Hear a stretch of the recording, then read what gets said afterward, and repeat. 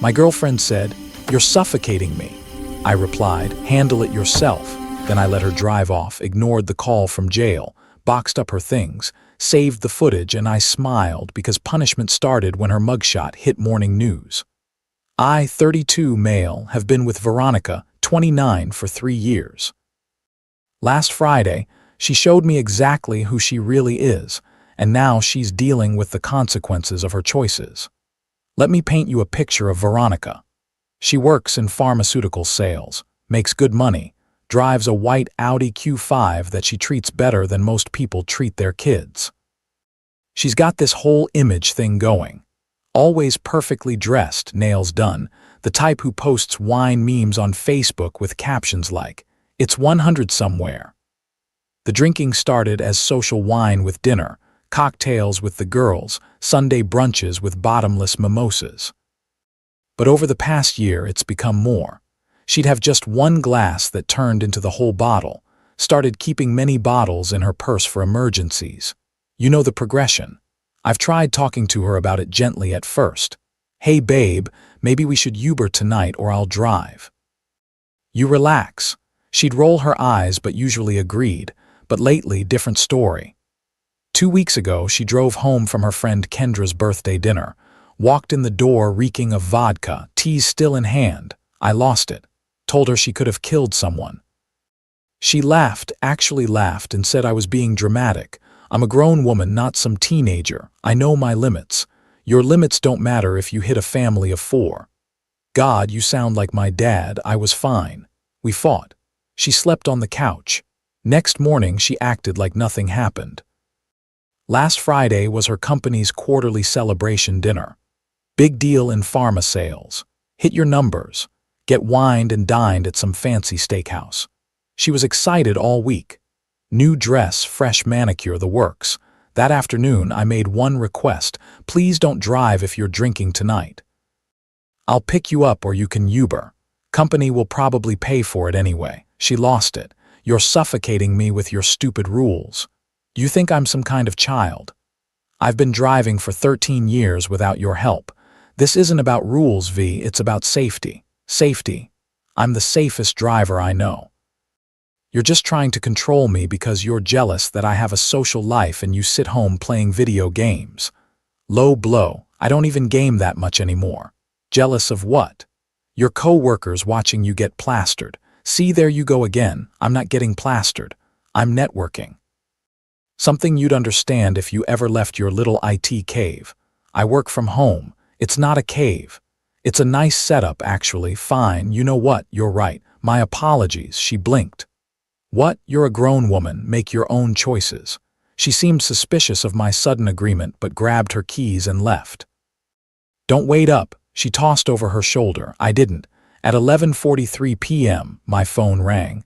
Local police department. Is this Thomas Hartley? Yes. This is Officer Rodriguez. You're listed as the emergency contact for Veronica Sinclair. She's been arrested for driving under the influence. She's requesting you post bail. My stomach dropped, not from surprise, honestly, from the inevitability of it. Is anyone hurt? No injuries. She hit a mailbox and failed field sobriety. Blue 8.19. Jesus. That's more than double the legal limit. I see. Bail is set at $2,500. She can be released once it's posted. Thank you for letting me know. So you'll be coming down? No. Pause, sir. No, I won't be posting bail. Thank you for calling. I hung up. The phone immediately exploded. Calls, texts, voicemails. I put it on silent and went to bed. Saturday morning, I had 73 missed calls. The texts ranged from pleading to furious. Baby, please answer. This is insane. They arrested me. Where are you? I need you right now, please. Are you seriously ignoring me? Thomas, this is so petty. Fine, be that way. You're such an I hate you. Please, I'm sorry. Just get me out. They're transferring me to county. Please, I made coffee, did some work, went for a run, normal Saturday stuff around 2 p.m. Different number. Her mother, Thomas, what is going on? Veronica called from jail saying you won't help her. Hi, Carol. Veronica drove drunk and got arrested. I chose not to post bail, but she's in jail. Yes, that's typically what happens when you break the law. This is ridiculous. She made a mistake.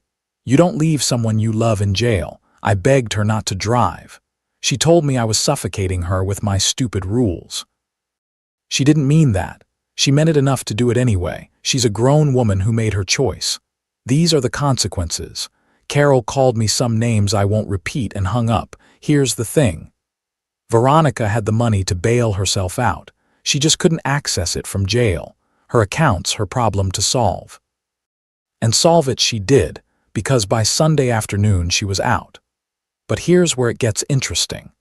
Turns out in our state, if you blow over .15, it's an aggravated DUI, enhanced penalties, and the local news runs a weekly DUI roundup segment every Monday morning, complete with mug shots.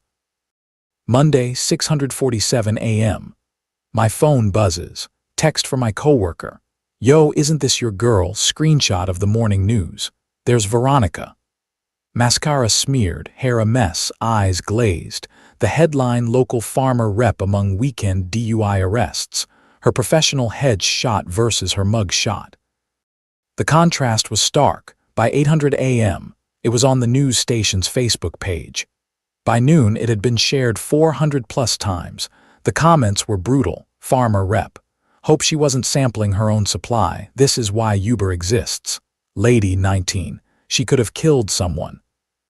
I know her. She sold to our clinic. Always acted so superior. Bet her company loves this publicity. Veronica called me 19 times that morning. I answered on the 20th. How could you let this happen? Let what happen? The news, my mug's shot. My career is ruined. I didn't arrest you. I didn't make you drive drunk. I didn't put your mug shot on the news. You could have bailed me out Friday. Then this wouldn't have happened. The DUI still would have happened. The mug shot still would have been taken. This was always going to be the outcome, but not publicly. Not where everyone can see. You mean consequences? Yeah, those suck. I'm coming home and we're going to talk about this. Your stuff is in boxes by the door. You can pick them up whenever.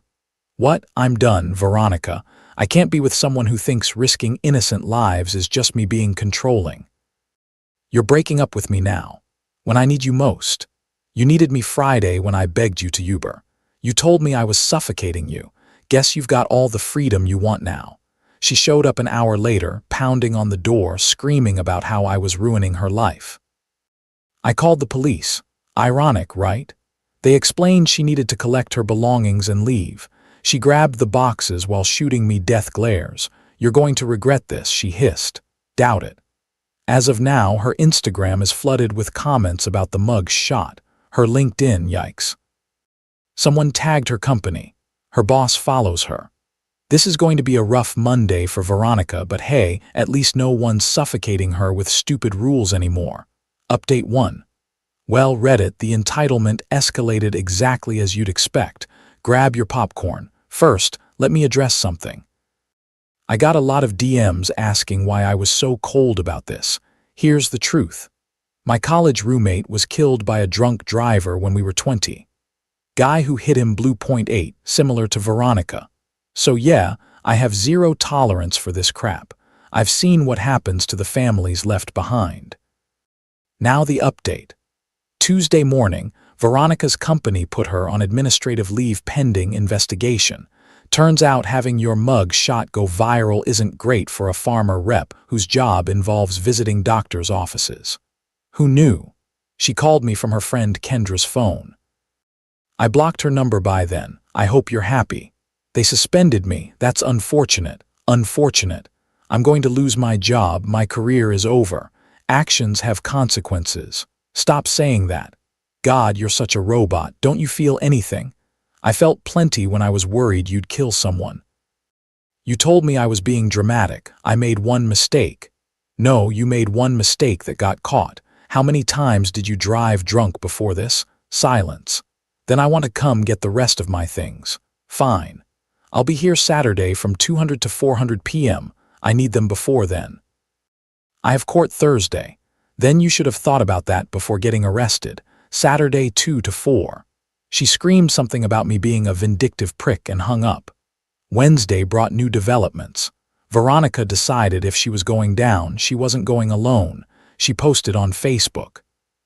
Since everyone wants to judge me for one mistake while I'm going through the hardest time of my life, let me share some truth. My ex Thomas literally abandoned me in jail. What kind of man does that? He's been emotionally abusive for months, trying to control where I go and who I see. I'm actually glad this happened because it showed me his true colors. BTW, he cheated on me with his coworker Jessica, but sure, keep judging me. Oh, Veronica, sweet, stupid Veronica. Jessica is 1, my coworker, 2, a lesbian, 3, married to a woman named Patricia. 4, about to become relevant to this story. Within an hour, Jessica had screenshot the post and replied, "Hi, Veronica. Jessica here. You know the lesbian you just accused of sleeping with your ex, the one who's been married to my wife for 6 years, the one who attended your birthday party with said wife. Remember Patricia? You did shots with her. Anyway, my lawyer will be in touch about this defamation. Cheers." The post disappeared within minutes, but the internet is forever, and Jessica's response was already screenshotted and spreading. Thursday was court day. I wasn't there, but the local news was. Yeah, they covered the arraignment. Veronica hired a lawyer who probably cost more than her monthly salary. She pleaded not guilty. Trial set for next month. Her lawyer gave a statement about it being a misunderstanding and his client looking forward to clearing her name. The news ran it alongside her mugshot again. The comments section was having a field day. But Friday was when Veronica really lost it. I woke up to find my car teed. Deep scratches down both sides, spelling out a hole. Security cameras caught her clear as day, stumbling, probably drunk again with her tees out at 300 a.m. I called the police, showed them the footage. They sighed like they knew her by now. Do you want to press charges? Absolutely. This is going to violate her bail conditions from the DUI. That sounds like her problem. Saturday at 2 p.m. she showed up for her things with police because guess what? She'd been arrested again that morning for the vandalism and was out on bail again. The officer was there to keep the peace while she got her stuff. She looked rough, hair unwashed, no makeup, wearing sweats. Far cry from the polished farmer rep image. Happy now. She spat while loading boxes into her car. Are you drunk right now? I asked, genuinely concerned. No. Jesus, I'm not an alcoholic. The officer and I exchanged glances. V, you've been arrested twice in a week. Both times involved alcohol. The car thing was just I was emotional and drunk on camera again. She turned to the officer. Are you going to let him harass me? The officer deadpan. Ma'am, he's stating facts. Please continue loading your vehicle. As she grabbed the last box, she tried one more manipulation. I loved you, you know. I thought we had a future. We did. Then you chose vodka and your ego over safety and my concerns. I hope you die alone, she snarled. Better than dying because my partner drove drunk, I replied. She peeled out so fast she almost hit my neighbor's trash cans. The officer shook his head. Son, you dodged a bullet there. More like a drunk driver, I said. He actually laughed. So that's where we are. 2 arrests, 1 lost job, 1 pending defamation case, and a whole lot of consequences for someone who thought she was above the law. Best part, her DUI lawyer dropped her after the 2nd arrest. Apparently, getting arrested for vandalism while out on bail for DUI isn't a great look. Who would have thought? Her mom called again yesterday, begging me to talk sense into her. I told her Veronica was a grown woman who didn't need my suffocating rules. Remember, Carol hung up on me. The preliminary hearing for the vandalism charge is next week. The DUI trial is in 3 weeks. I'm told I'll need to testify for both. Happy to do my civic duty. To everyone asking if I feel bad, no, she could have killed someone. She chose not to listen. She chose to drive. She chose to key my car. She chose to lie about Jessica. Every step of the way she had options. She picked the worst one every time. Play stupid games, win stupid prizes. And Veronica, she's going for the high score. Update 2, final update. Because this saga has reached its natural conclusion, the vandalism hearing was something. Veronica showed up looking like she'd raided a funeral home's discount rack. All black, tissue in hand, trying to look remorseful. Her new lawyer, public defender this time, argued for leniency, first offense, emotional distress, blah blah. Then the prosecutor played the security footage. Crystal clear video of her stumbling around my car, teeing it while occasionally stopping to take pulls from a flask. Yeah, she brought a flask to vandalize my car. The judge's face was priceless. Miss Sinclair, were you intoxicated during this incident? I was emotional, Your Honor. That's not what I asked. Her lawyer whispered urgently in her ear. I plead the fifth. The judge sighed. This is a preliminary hearing, not a trial, but I'll take that as a yes. She got hit with vandalism and violating bail conditions. The DUI trial was coming up, and this wasn't helping her case. In between court dates, Veronica kept spiraling. Her social media became a masterclass in self-destruction, posted about fake friends who wouldn't lend her money for legal fees, shared articles about wrongful arrests and police targeting women, created a GoFundMe for her legal defense that raised $73, started selling her designer bags and shoes, publicly blaming me for her financial persecution. Then came the DUI trial. I was called to testify, kept it simple. Yes, I asked her not to drive. Yes, she said I was suffocating her. No, I didn't post bail. Yes, that was my choice. Her lawyer tried to paint me as controlling. Isn't it true you regularly tried to dictate Miss Sinclair's activities? I asked her not to drive drunk. If that's controlling, guilty is charged. You abandoned her in her time of need. I respected her autonomy as a grown woman to handle her own consequences. The prosecutor loved that answer. But the real nail in the coffin, Kendra testified for the prosecution. Turns out Veronica had driven drunk from multiple gatherings Kendra hosted. Kendra had been keeping quiet out of friendship, but after Veronica tried to borrow $5,000 for a better lawyer and called her a poverty-stricken when she said no. Yeah, friendship over. Kendra brought receipts, text messages of Veronica bragging about driving, better buzzed than most people do sober.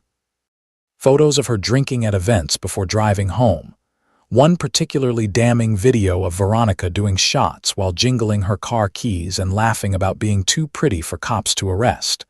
The jury deliberated for 45 minutes guilty. Aggravated DUI. Sentencing was last week. The judge considered everything. The property damage, the bail violation, the complete lack of remorse, and her blood alcohol level. 30 days jail, 2 years probation, license suspended for a year, mandatory alcohol counseling, $10,000 in fines, 200 hours community service. But here's the kicker. Because she was convicted, her pharma company officially terminated her with cause, no severance, and good luck getting hired in pharmaceutical sales with a DUI conviction. Her mom called me one last time after sentencing. I hope you're satisfied. You've destroyed her life. No, Carol, she destroyed her own life. I just stopped enabling it. She's going to jail. My baby is going to jail because you're petty. She's going to jail because she drove with a 0.99 back and then committed vandalism while out on bail. That's not petty. That's justice. She loved you. She loved having someone to blame for her choices. That's not the same thing. Carol hung up. Haven't heard from any of them since. I got my car fixed with the restitution money. Insurance covered most of it, but Veronica has to pay the deductible plus damages. The keying was so deep it needed a full repaint on both sides. Jessica's defamation case is still pending, but her lawyer says Veronica will likely settle rather than face another trial. Turns out accusing someone's lesbian wife of having an affair with your ex is pretty clear-cut defamation. Who knew? As for me, I'm doing great. Started dating someone new. Met her at a coffee shop, not a bar. She's a teacher, doesn't drink much, and thinks planning dates in advance is normal. Wild concept. The other night she asked about my ex. I showed her the news articles. Her response: "Thank God she showed you who she was before you married her or had kids. Amen to that." To everyone who's been following this story, thanks for the support. To anyone dealing with a partner who drinks and drives, don't enable it. Don't make excuses. Don't post their bail. Let them face the consequences. And if they tell you you're suffocating them with your stupid rules about not wanting them to risk innocent lives, believe them. Let them go. Let them be free to make their choices and face their consequences. Sometimes the best thing you can do for someone is absolutely nothing at all. Veronica starts her jail sentence next week. I'm told she tried to get it pushed back because it conflicts with a wedding she wanted to attend. The judge said no. Guess she'll miss another event because of her choices. But hey, at least no one's suffocating her with stupid rules anymore. Freedom's funny like that. It includes the freedom to ruin your own life, and she's certainly free now.